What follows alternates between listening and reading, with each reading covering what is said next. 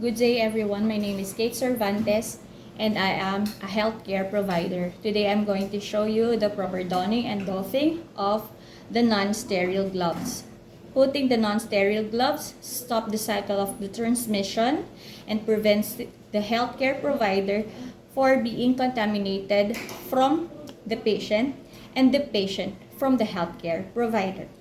So before performing that, you have to gather all the materials needed to save time and effort, such as your non-sterile gloves, your soap, your clean towel, and of course, the water source.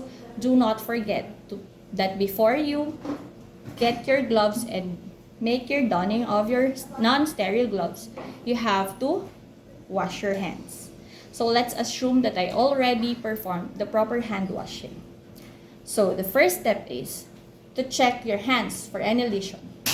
Then, after that, you have to get your non-sterile gloves one by one and put it there. Once done, get the other gloves and put it on your hands. If done, you have to adjust and make sure that all your fingers are in the right place. Then, make sure that your wrist is also covered.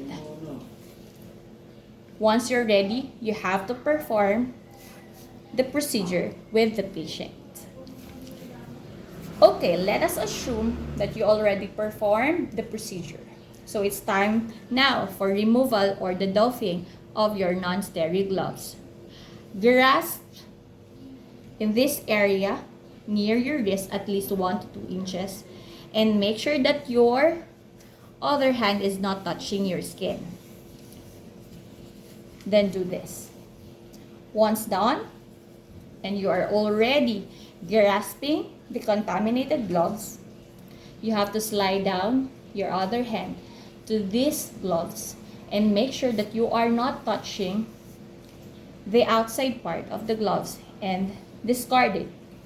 And then again, you have to perform the proper hand washing.